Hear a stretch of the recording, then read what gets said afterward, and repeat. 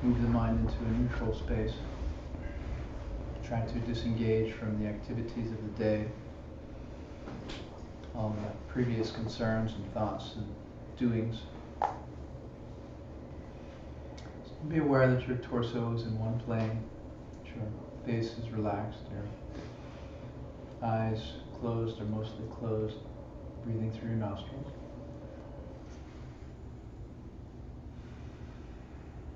Count 7 rounds of breath, beginning with an exhalation, focusing on the sensation at the tips of your nostrils.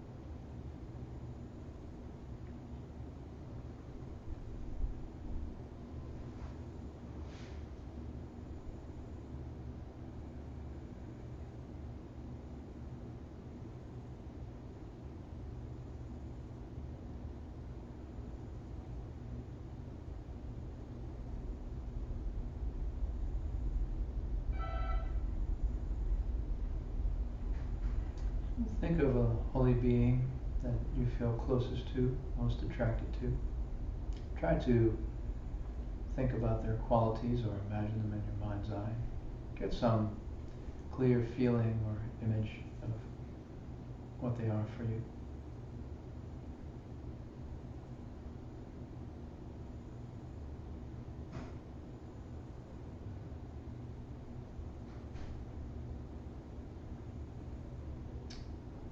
Really focus upon the qualities that you admire in them, that are attractive or compelling to you.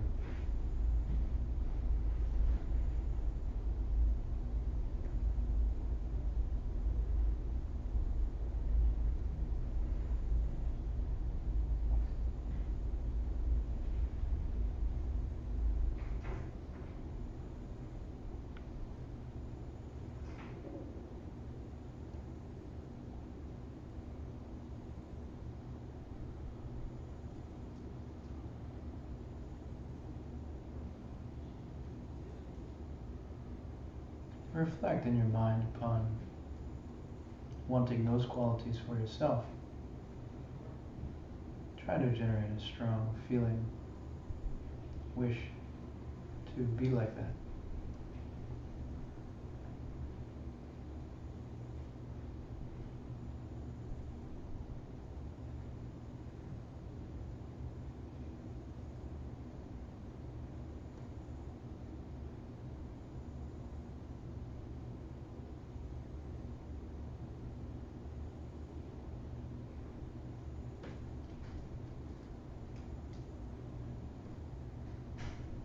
Consider your day, how much time and effort you put into developing those traits in yourself. Was it a conscious effort?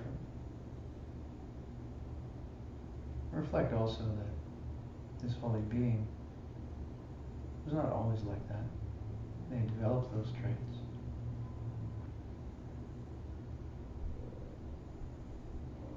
And ask them in your mind and your heart to help you to develop those traits in your being as they did.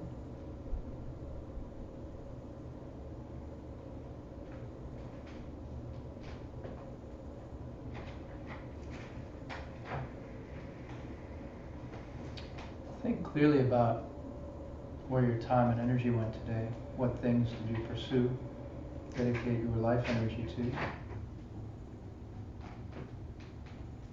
be very specific and clear in your recollection of the day.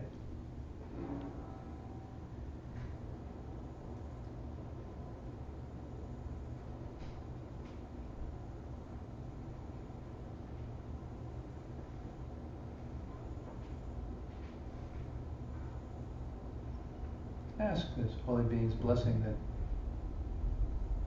you may redirect your energy to developing these qualities rather than other less important things. That the higher goals may displace the lower goals.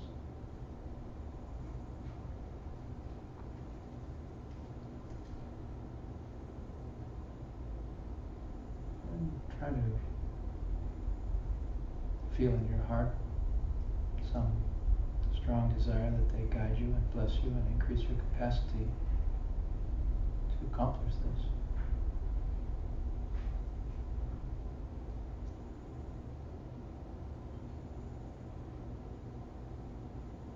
And you can feel their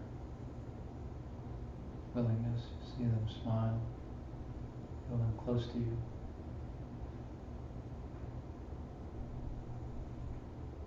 You can even see them bathing you in their light and their goodness as they're near you.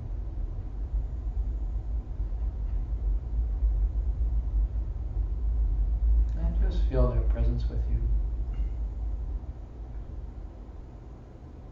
And we go through these holy topics this evening. If there's something which is difficult, then think of them and ask for their blessing, assistance in understanding or gaining deep insight.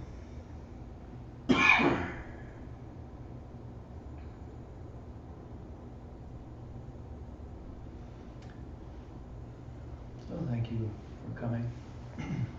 Homage to all holy beings everywhere. Nice to see you. So tonight we are on to the second half of the course.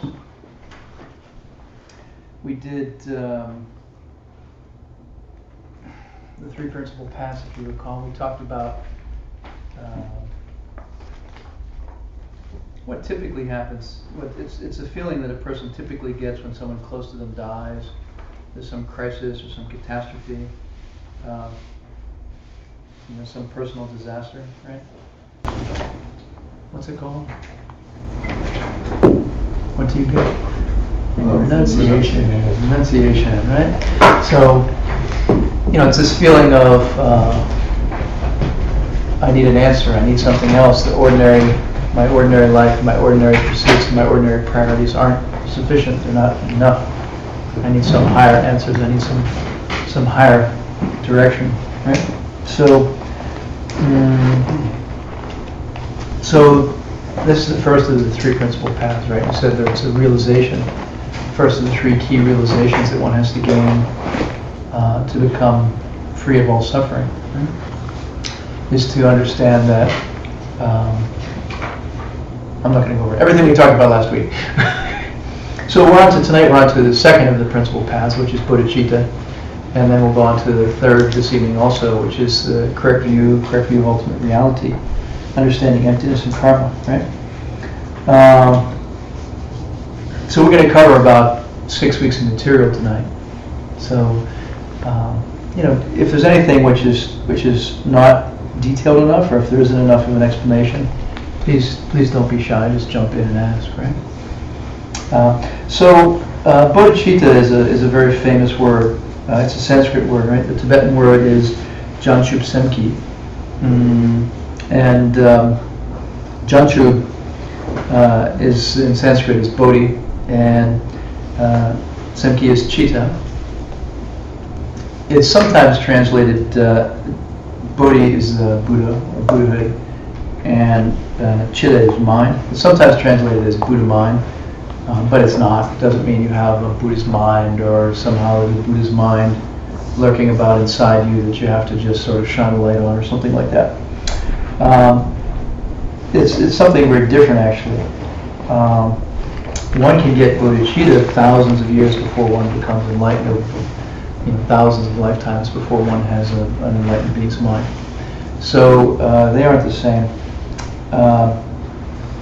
It means having the wish to become enlightened so that you can help every other living being, so that you can help all other beings, right? And Maitreya defined it as the wish to become fully enlightened so that you can help other people, right?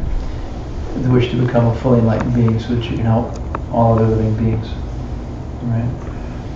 In the first moment of attaining bodhicitta, one becomes a bodhisattva, right? Some people say, "Oh, he's a really nice guy. He must be a bodhisattva. He feeds the hungry. He helps the homeless. Smiles all the time. Never gets upset. So, that guy's a bodhisattva, right?" But it's not really what it means. It's not really what we're talking about. When we're talking about the three principal paths and attaining these mental realizations and these mental states. It's something much more than just being a nice guy or not getting upset. I mean, you can be kind of a grumpy bodhisattva, in fact. Being a bodhisattva is about having a particular state of mind, a particular thought in one's mind. And it's a realization. If you're a good person, if you're helping people, it means you're living an ethical life, but it doesn't mean that you're a bodhisattva. So there's an actual sort of mystical experience that one has when one experiences bodhicitta and becomes a bodhisattva. It's an extremely rare thing. It's not some kind of vague desire to get enlightened. It's not some vague wish that you sort of somehow hope everybody feels better, or somehow wouldn't it be nice if everyone had a better life, right? That's not what it is. There's certain specific visions that one has when one attains bodhicitta, certain experiences that one has. It only takes a few moments, a few minutes. But when it happens, one realizes that they'll spend the rest of their life working to help every other living being. And you see that you do that. You see how you'll spend your life. And spend every activity of the day and the night working to help other living beings so that you can become enlightened and effectively work to end all their suffering forever. So this idea of bodhicitta is really deeply tied to a very, very pervasive feeling that I want everyone to be happy. I want everyone to be free of suffering all the time. Not just sort of a fleeting, most of us have like, I don't know about you, but for me it's this sense of like, once a day I might think, oh, I hope everybody's okay. Or I hope everybody else is, free of suffering. Or, I'll be nice to that person. Or, yeah. Does a bodhisattva go in and out of that feeling at all, or is it constant throughout? Do they ever, for example, have like an hour where they're like obsessed about, some very human thing? Yeah, as human beings, we're human beings. So, one can gain profound realizations, but you're still a human being. And this is the nature of the path. It's a progression, right? It's an evolution. It's a spiritual evolution. And so we attain these key realizations and mental states which have a profound, dramatic impact upon our mind, which of course then affects our behavior, right? So, I haven't done it, so I can't definitively speak to it. But, in general, the idea is that we have to work through our humanity and our human afflictions, right, to become fully enlightened. So, if I attain a true realization of bodhicitta, it's not the case that I would escape all afflictions immediately. I'm still going to get angry. I'm still going to get annoyed. I'm still going to have jealousy or craving or whatever the case might be. You see, so it's not the case that the mind is only thinking help other people, help other people, help other people, help other people, without any other thoughts slipping in the middle of that. You know what I mean? Because this idea of somehow we turn into like a machine or a robot that only functions a certain way is, I think, not useful. Because as human beings working to evolve spiritually, we go through a long process of cleaning our afflictions and releasing our afflictions and gaining new habits and new behaviors and new ways of thinking. And so when we're talking about the three principal paths, we're really talking about establishing new ways of thinking and new ways of living. You know, they start off as little tiny occasional thoughts. You know, once a month or once a week or once a day we think, gee, maybe I should treat other people nicely, you know, instead of just thinking about myself all the time, right? You know, then maybe it, you know, then in principle it grows and it becomes a stronger and stronger impulse, right? And so that's what we're going to talk about tonight is you know, how does one get from being a basically self-centered, self-absorbed me monster, you know, to, you know, always thinking about other people and their happiness, right? Because this idea of like, my happiness is the only thing that counts, and who cares about anybody or everybody else, is the antithesis of bodhicitta, right? And it's, I don't know, in some respects you could say it's, how does one flip that 180 degrees? You know, if we basically live our lives as self-absorbed, you know, me monsters, how do we flip that and turn it around 180 degrees so we're just thinking about other people all the time, right? It seems like a big deal, right? It's like a big task, and it is, right?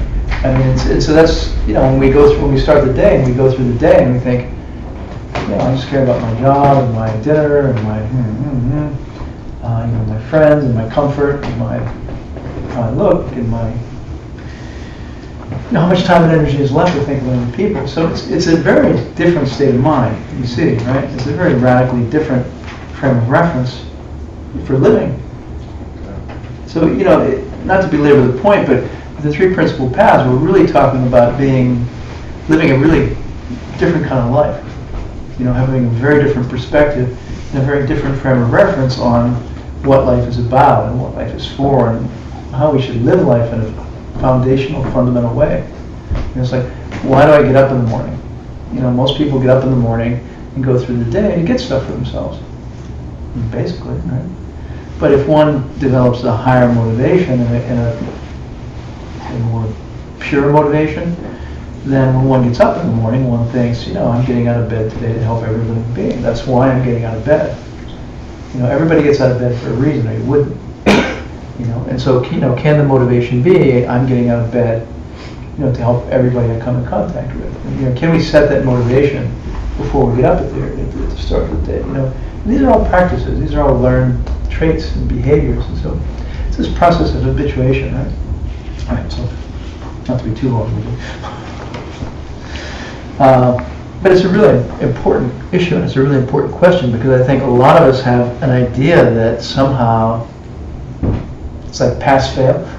You know, it's like I either have it or I don't. I'm a bodhisattva or I'm not. You know, I got realizations or I don't. And to some degree, it's true. If one has a direct experience of bodhicitta, you have these mystical experiences, and you have the experience of every other living being and working your entire life to help them to be ultimately happy, right? I mean, that is a real experience, and it is a real event. The point of that is when one has that experience, it results in a changed way of living and a changed behavior, right? I mean, it's kind of a crude example, but you know, if your leg was cut off, it would change how you live. You know, you have to do everything differently, right? Same thing on a mental level. If you have some kind of profound mental shift that occurs, it changes how you think about or how you relate to everything in your life. And that's really what we're talking about, you know? So how does one get to a point where they can have this profound mental experience such that it will affect every aspect of their life and their thought process and their behavior and the way they engage and go through the day? And so that's what we're talking about when we talk about real bodhicitta, right?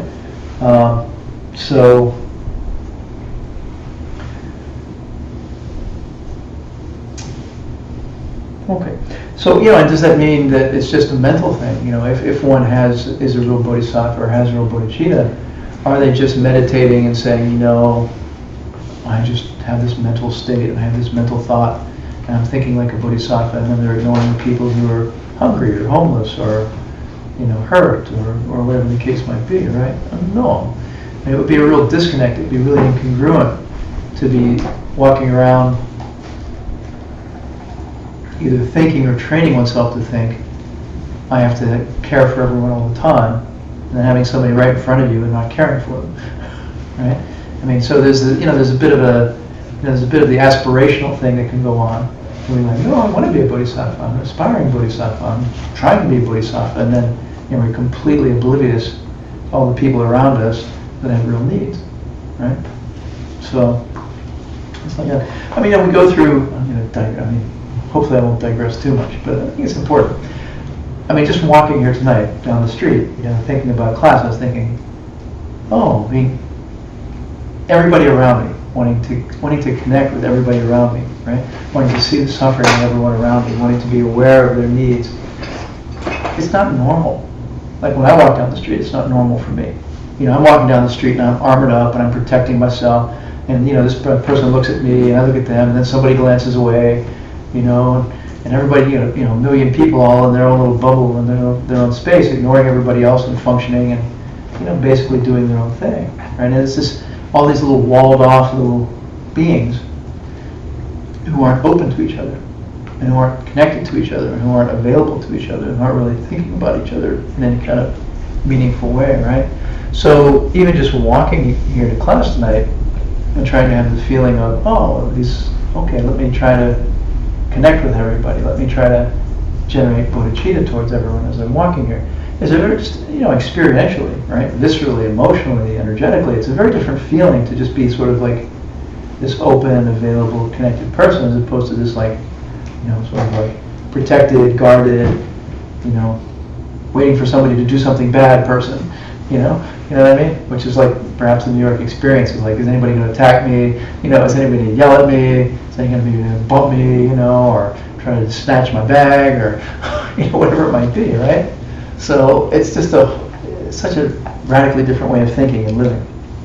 So the Bodhisattva state of mind is very specific, and they have one thing in mind, which is not their only thought, but it's their primary motivation. And they say it's like when you have bodhicitta, it's like a sponge soaked with water, right? It's not that it's necessarily your primary thought all the time, but it's always there. It's always permeated. It pervades and permeates you. It's part of you could say, in a way, right?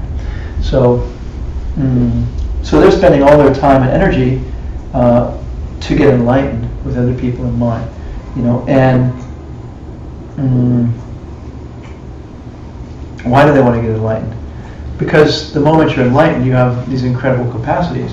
I mean, even before you're enlightened, but the point being that, as soon as you're enlightened, you can emanate trillions of bodies to trillions of worlds and beings. You can read every being's mind, you know exactly what they want every second, every moment, right? You can help them, perfectly, what to do to help them, right? And so there's a vast capacity that comes with enlightenment to be able to truly help and benefit beings. One is not omniscient, and so one can't do things for you, any other being. All an enlightened being can do is teach, right? And provide information and help people to collect the causes and the karmas that they need to end their suffering and to be in paradise themselves. So, this is the motivation of a bodhisattva and someone who has bodhicitta. So, someone who's trained and who has bodhicitta knows that to get enlightened, they have to see emptiness. They have to have an experience of ultimate reality. It's not possible to become enlightened oneself without experiencing ultimate reality and perceiving emptiness directly, right? So it's a very powerful drive to do that because you want to get enlightened as fast as you can. So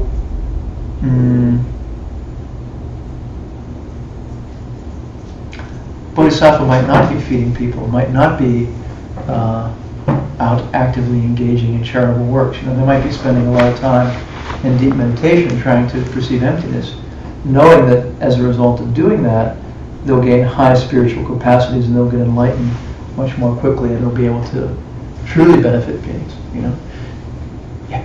But if they're doing that with the motivation, it has to be with the motivation to help lead all sentient beings to enlightenment in order for it to be like within the realm of a bodhisattva, right? So you can be pursuing a Hinayana path and be doing the same type of meditation, but it's for your own benefit. Yeah. Well, you lost me on it's for your own benefit. Right? It's only for you to gain enlightenment. Right. It's not for the benefit of all. It's a difference in motivation. You know, from a Buddhist perspective, if you have the motivation to want to end your suffering in your future lives, then that's a basic Buddhist motivation. That's a basic motivation that makes one a Buddhist. You know, I believe that there's something after I die.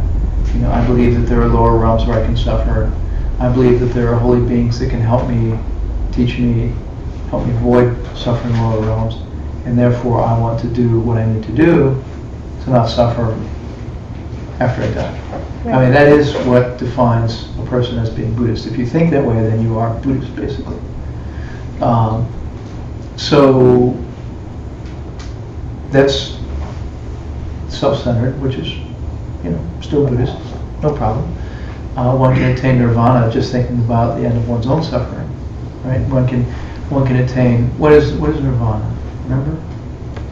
Permanent cessation of all mental afflictions. Yeah, your mind is completely free of any problem at all. Your mind is completely happy and blissed out, right? Now you never have any jealousy, you never have any doubt, you never have any worry, you never have any fear, you never have anything craving or anything else. Just happy all the time, and so that's a state of nirvana. Right, but do you achieve bodhicitta in nirvana, or you can? It's a completely different motivation. Okay. Because bodhicitta doesn't just pop up out of nowhere. You know, one has to train oneself. You know, everything is cause, right? We're going to talk about it. Mm-hmm. I mean, it's like the meditation we were doing in the beginning of class, right? One doesn't just become a bodhisattva for no reason. One doesn't get bodhicitta for no reason, right? It happens because it's caused. So one has to go out and collect the causes to be a bodhisattva, right? Just like anything else. So, and it starts with intention, aspiration, motivation, right? So if someone isn't even thinking about anyone else, right, how are they going to become a bodhisattva? I mean, maybe in a past life or infinite past lives they collected some causes they could ripen now. But just fundamentally, you know, if you don't want to learn to play the piano, you're not going to go play the piano, right? If you're not interested in thinking about other people and other people's well-being, you're not going to act to help them or anything along those lines, right? So this whole bodhisattva ideal and the bodhisattva motivation,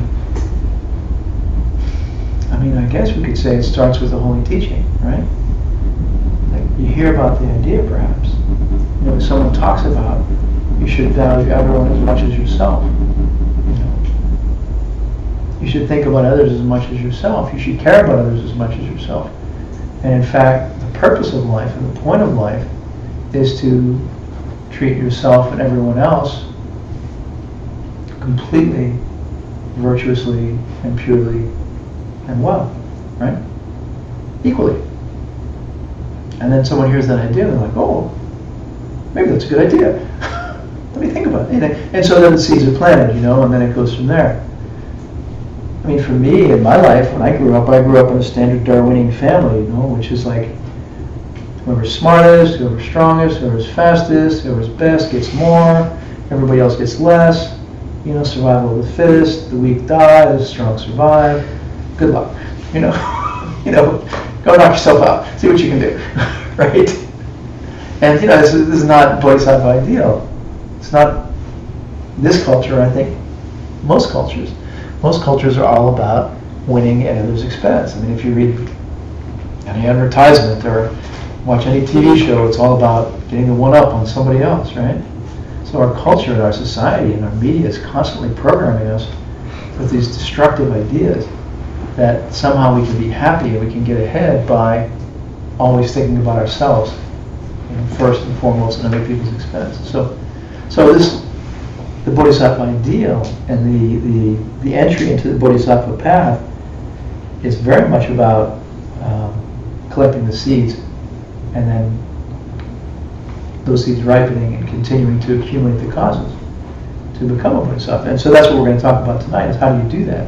One of the things we're going to talk about tonight is how do you do that, right? How does one actually collect the causes? How does one actually collect the seeds that can ripen into the result of having the realization of bodhicitta and becoming a true Bodhisattva, right? Because it doesn't just pop up out of nowhere. And so, as well-educated Buddhists, we can say, okay, I know the difference between a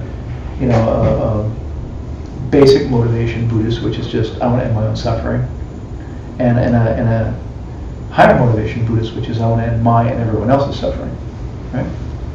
And the highest level Buddhist motivation is and I want to do it very quickly in this lifetime, which would be the tantric path, and the advanced teachings, right? To try to accelerate the process and do it as quickly as we can. To put an end to suffering sooner rather than later for limitless beings, right? Okay. So that's the second of the three principal paths, and we have to try to reach that experience. And it could be a lifetime of study and effort. And if we attain the realization of bodhicitta, it would be this incredible, profound thing that would be worth it. So there are a number of famous instructions on how you develop bodhicitta and how one realizes bodhicitta. Okay, and we're going to talk about one tonight called the 7 steps to developing bodhicitta. All right, 7-step instructions for developing bodhicitta. So the first step is in Tibetan is marshe, and that means to recognize all other beings as having been your mother. Now, what the heck? What does seeing everyone as my mother have anything to do with being a bodhisattva or developing bodhicitta, right? It's like, I don't want to see everybody else as my mother. She was a piece of work. Why would I want to see everybody else as a nasty piece of work like my mother, right? I mean, do you think you're telling me I should see everyone in existence as messed up like my mother or what? So, it's not the point. So, the scripture says no matter what you think of your mother, your present mother, if you had to do what she did for you, and having you, you'd probably think differently about her. She carries you around in her body for 9 months. She has to pee all the time. She has indigestion. Problems with her body, aches, pains. She gives birth. She gets split open. And then she can't do anything.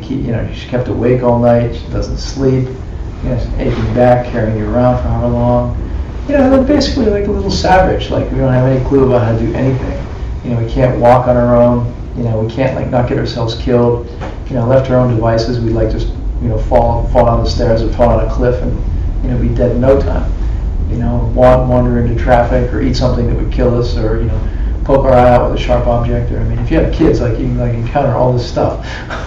And so regardless of one's mother's disposition, and the simple fact that she spent however many years keeping us alive and civilizing us, if you go out socially and see children who aren't well,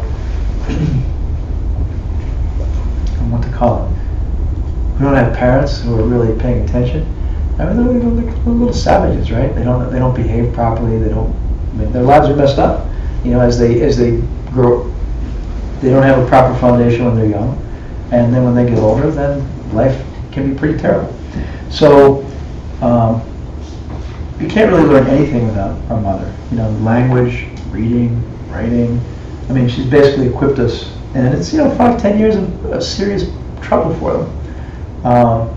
And they give their entire energy into our well-being. It's my son on the way here, he was at the playground, he wanted to play.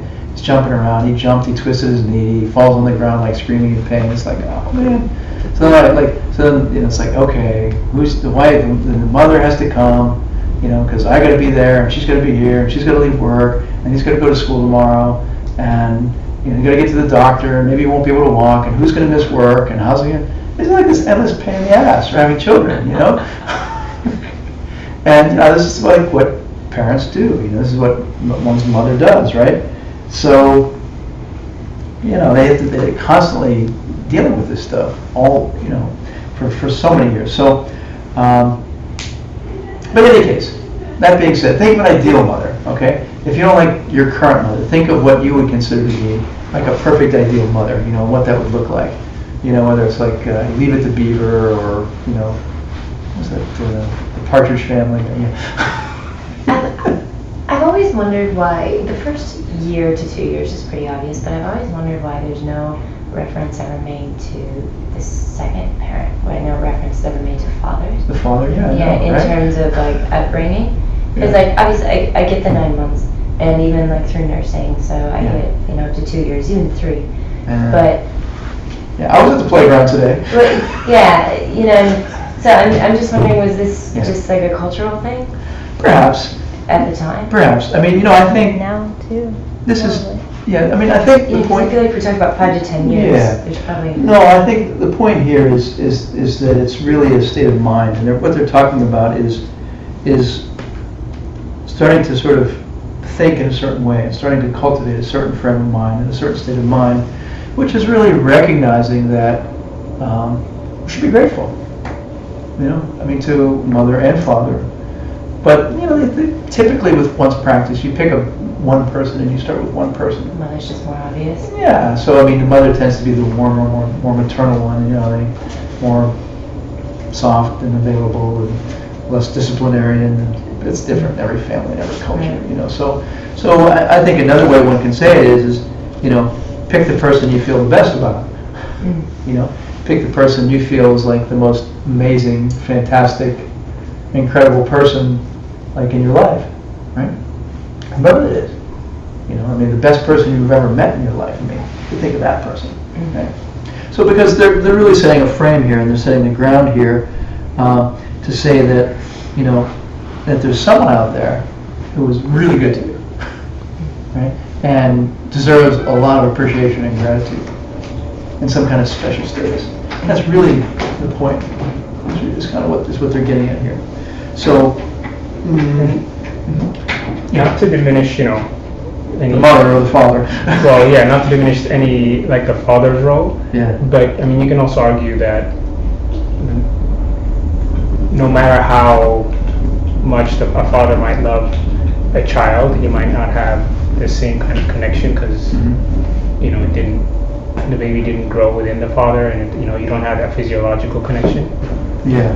It can also work if you just think about the actual language, so not so much like the human mother, but the state of mothering, and which automatically calls to my mind pregnancy, nursing, those really early, those early connections. Yeah, I mean, I think it's not.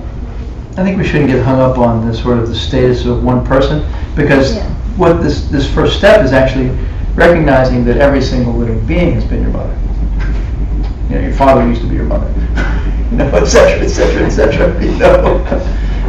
And the point here is that, look, we have to study past lives, past and future lives, right? And there's an extensive proof of it, an extensive study of it. So given that one accepts past and future lives, which I'm not saying one needs to, but in the context of past and future lives, right? Everyone has been your mother at some point. Everyone has been everything at some point, right? You can say, look, this is just a random bunch of chemicals that came together, and it took about 1 billion years for the random occurrence to cause a biological organism that can think and function and everything else, right? But if you accept that time is infinite and existence is infinite, right? It doesn't matter if it takes 1 billion years for something to arise.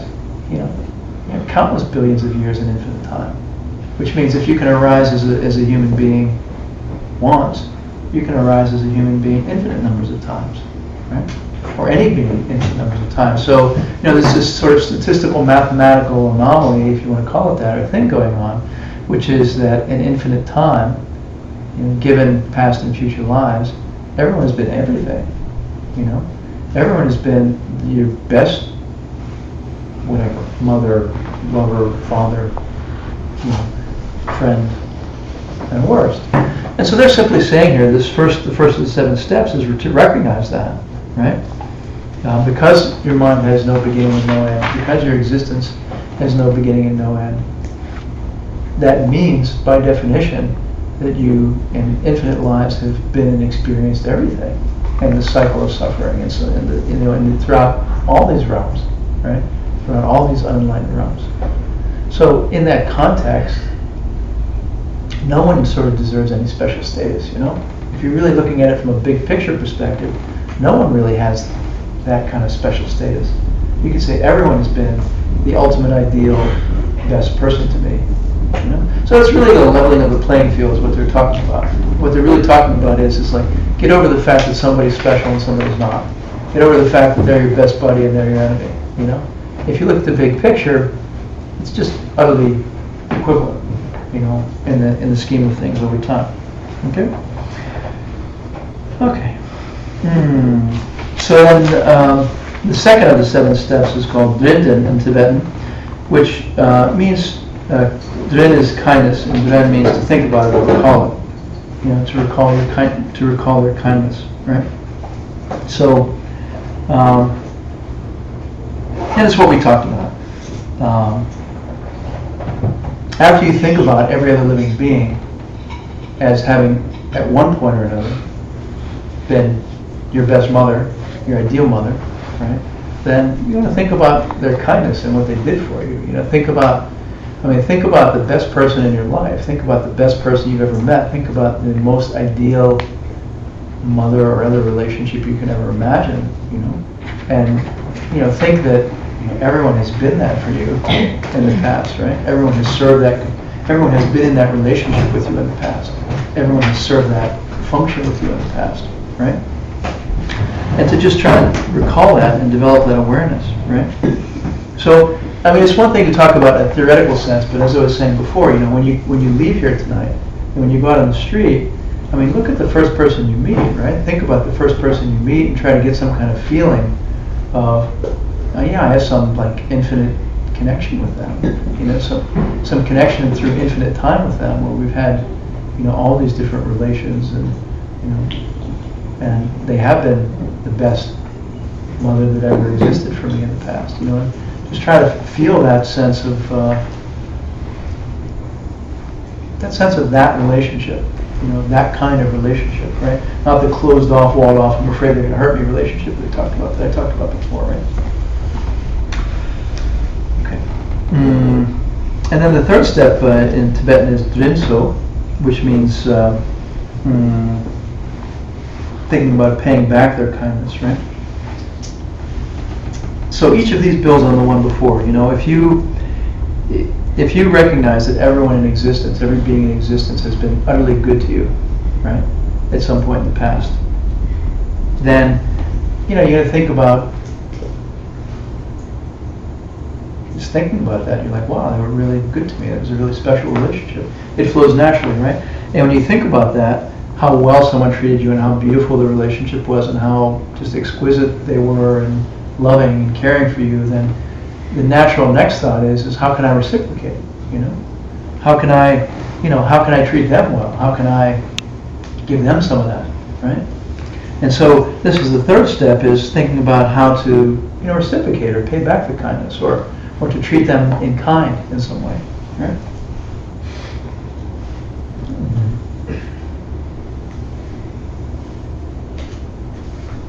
So this is sequential. So the later steps are not going to work unless you really kind of get into the first steps. You know, that as we go through these 7 steps, which lead to the attainment of realization of bodhicitta, each one builds upon the next. And so if you're not really engaging in one of the prior steps, it's not going to flow into the later step. So you've got to really go stepwise on it. And I think that's hard for us, you know.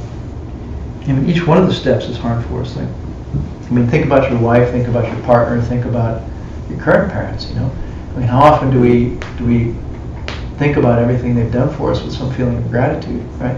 And it's very tangible and very direct and very material. Maybe they paid for my college. You know, maybe they bought me clothes. You know, maybe they whatever took me on vacation. And it's all just kind of like, yeah, right? It's just like, oh, it's normal. They're supposed to do that. Why should I be grateful? Why should I think it's anything special? You know. So there's a certain way we're conditioned to think, right? Which is to take things for granted and to not be grateful.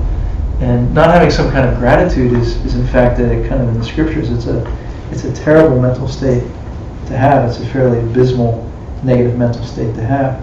And I mean, even to digress a little, just reading all of the most recent scientific research on happiness, you know, it shows that gratitude is one of the greatest contributors to personal happiness. You know, having a feeling of gratitude about the events of one's life and the details of one's life is one of the very well documented scientific bases of feeling happy internally, just in an obvious way. All right, so it's, you know, it's one of the greatest human emotions to think about spiritually, right? You know, they've helped me, and maybe I should do something in return. You know, maybe I should be grateful in some way. Maybe I should show gratitude in some way, right? So, you know, that's drinso. You know, which isn't going to happen unless what?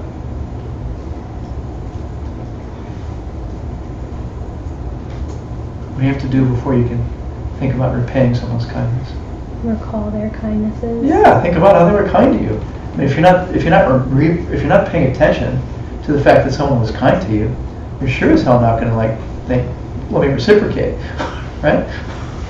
So, you know, you can see the progression of it, right? So like that, all right? So then the next step number 4 is Yuong Jompa. Yuong means pretty, and Jompa means love, and it's kind of a poeticism. And so they're talking about a kind of a special kind of love, like imagine, like in China, you're allowed to have one child, right? And so everyone dotes on their child, right? I mean, if you have one child, like that child gets everything. That child can do no wrong. And that child is fawned over. So, I suppose if you have 5 kids and everybody fights for everything, it's just like maybe you get noticed and maybe you don't, right? So it's like you look at them, you look at this person, and you think, wow, you know, they're really special. This is a really special person.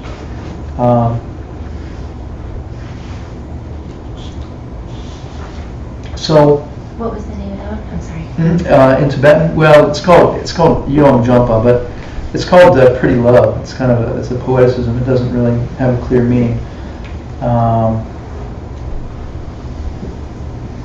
I mean, normally when we look at people, we think, oh, they're tall, they're short, they're ugly, they're fat, they got a wart on their nose, or they have ugly bad hair, or, you know, and so we're not really feeling like they're special. I mean, if you have one child, it doesn't matter if your kid's fat or short or dumb or has bad hair. They're like amazing. They're wonderful. You know, it's like everybody who wants you to meet their kid, they're like, isn't Johnny special? Isn't Johnny the best? He's the most clever little boy. You know, I mean, everybody has that feeling basically about their child because they have that sense of them just being so special and so magical and so wonderful.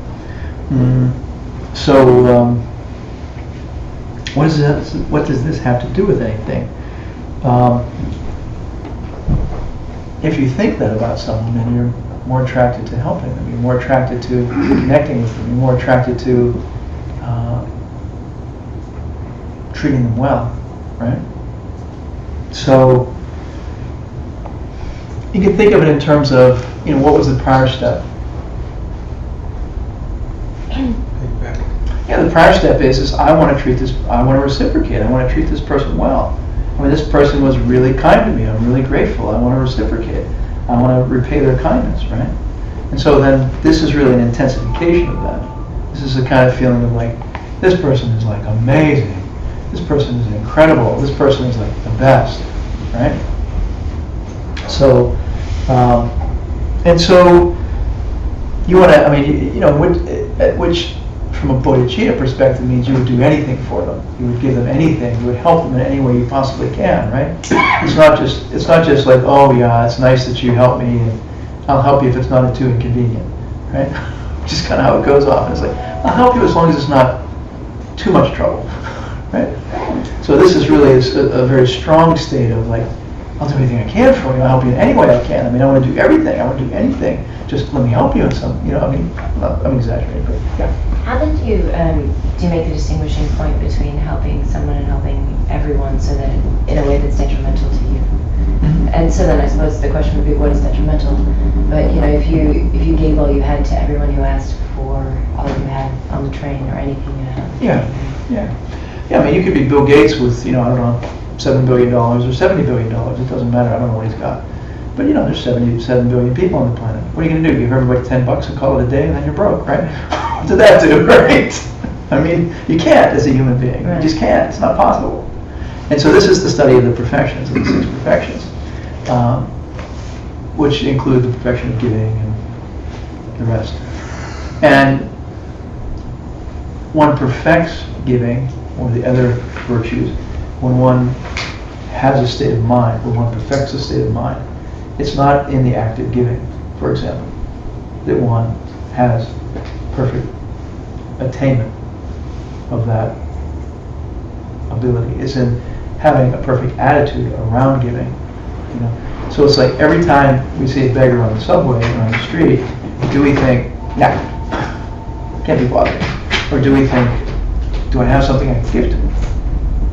Maybe I can give a little something.